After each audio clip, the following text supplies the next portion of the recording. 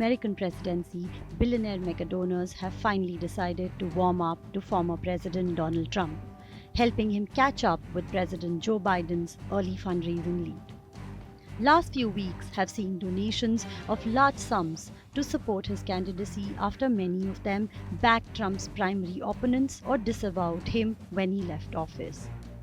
Campaign financial disclosures for the month of May tell an exciting story, revealing a power hour of a fundraising month for both Trump and Biden. Let us first take a look at Trump's supporters.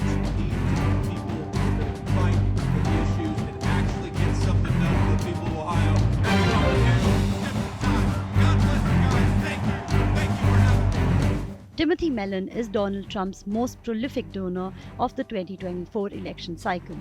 He donated $50 million, this election cycle's largest donation yet, to Donald Trump's allied Super PAC. Shortly after receiving the money, the Super PAC booked $100 million in ad spots through Labor Day.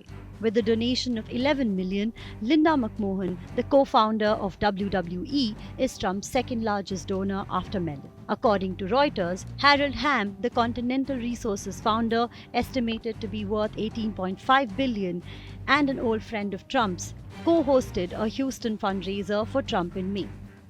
Next in the list is the hedge fund billionaire John Paulson, who is reportedly on Trump's shortlist for Treasury Secretary if he wins a second term.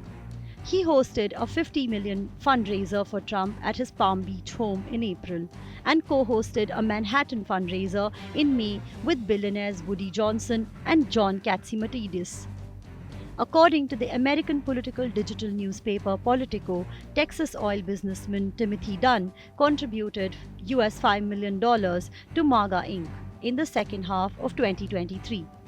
Other sponsors for Trump include the Winklevoss twins, Las Vegas magnate Miriam Adelson, former casino mogul and Republican National Committee Finance Chair Stephen Wynn, casino magnate Phil Ruffin, Los Angeles real estate magnate Geoffrey Palmer, Home Depot co-founder Bernie Marcus, the Energy Transfer Pipeline Company founder Kelsey Warren, former chairman and CEO of Marvel Entertainment and a longtime Trump associate Isaac Perlmutter, chairman of TD Ameritrade J. Joe Ricketts, and several other oil and shipping execs.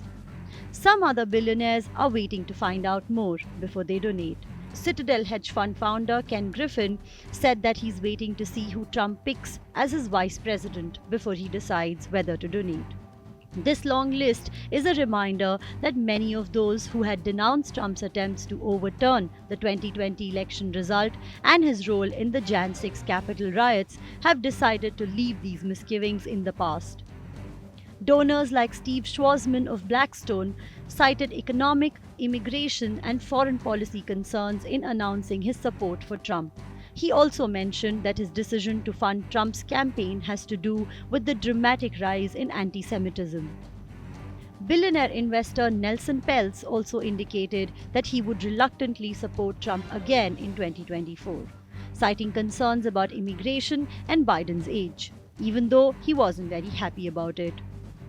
Some of Trump's supporters also include financial and oil magnates hoping for deregulation.